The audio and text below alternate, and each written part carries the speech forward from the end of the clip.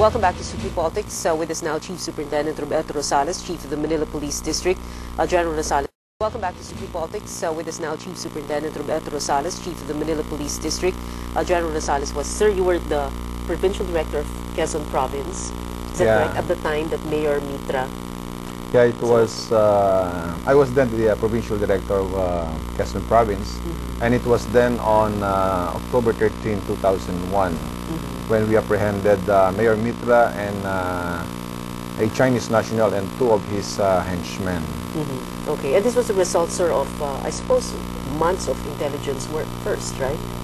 Well, actually, when I was called by the Sanggunian to appear purposely for my courtesy call with the local officials, it was then that one of the board members announced to the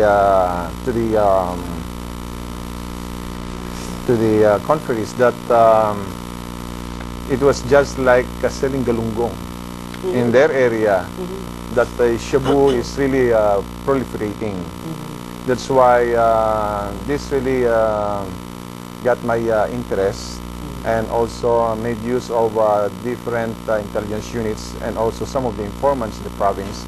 And we were very lucky and successful in that operation, which took us almost a month of surveillance.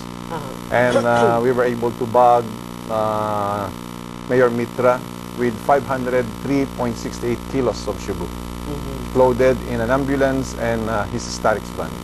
Did you know at the time when the dun sa Sangguniang conference, you knew already at the time that it was Mayor Mitra, that it was a politician involved?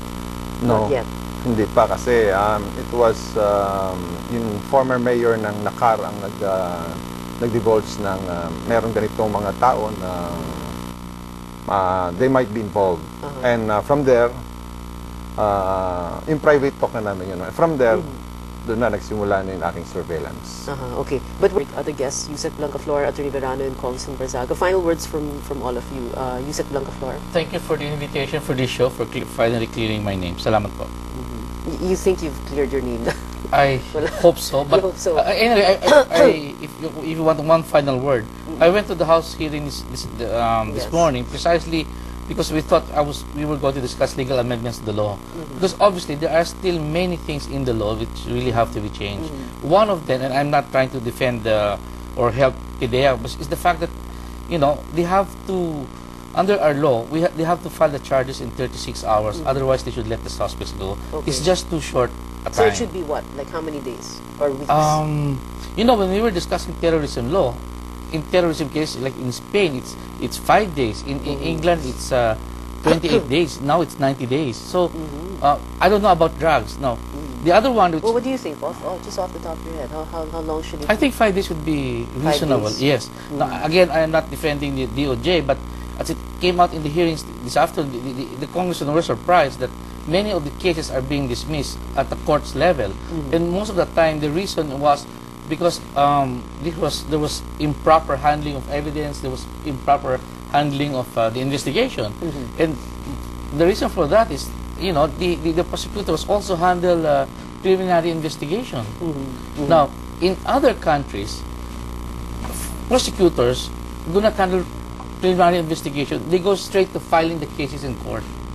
So what happened here was there was a quasi-judicial situation role, which only complicated matters. Because they have a quasi-judicial role and the prosecutorial role, no? Yes, but you know, in other countries, and I guess you've watched enough CSIs, even at the investigation stage, there is already a prosecutor.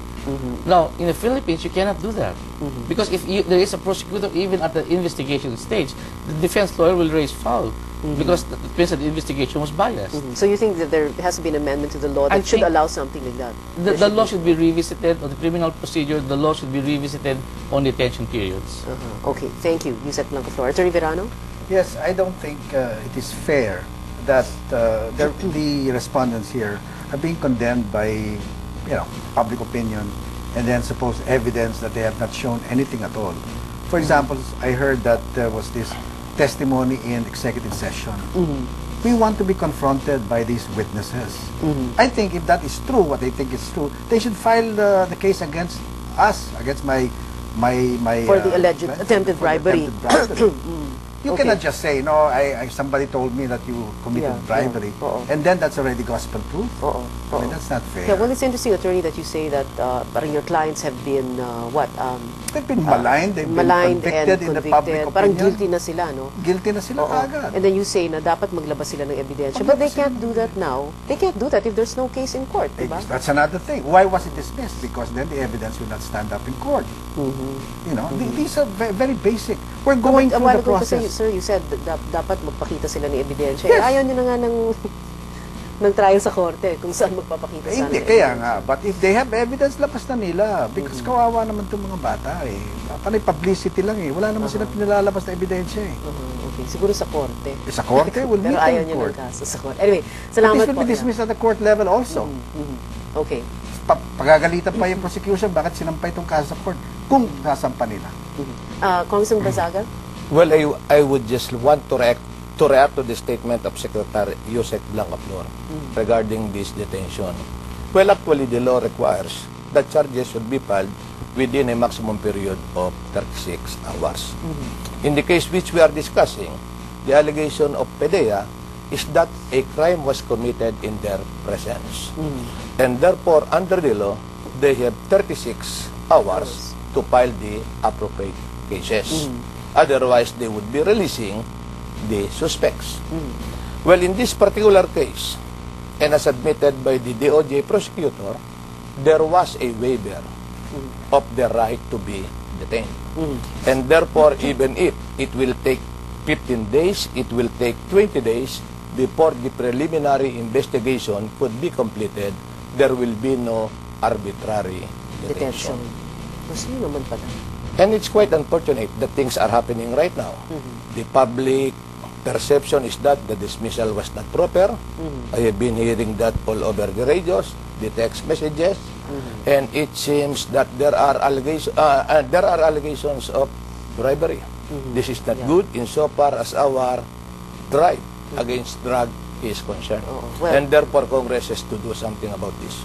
Okay, well, tulad nga ng sinabi ni Attorney Edwin Lasierda kanina, dapat i-file na lang sa korte para maayos na, para malinis na yung pangalan ng lahat. Okay, maraming salamat po to our guests. I'm so sorry, we ran out of time. Congressman Barzaga, thank you, sir, for being here. Attorney Thank you. Velano, salamat po. Yusek Blanca-Flor, thank you, sir, for being here. And General Rosales, thank you. Thank you very much for being here. Join us again on Tuesday. Well, first and foremost would be the issue of release. We are very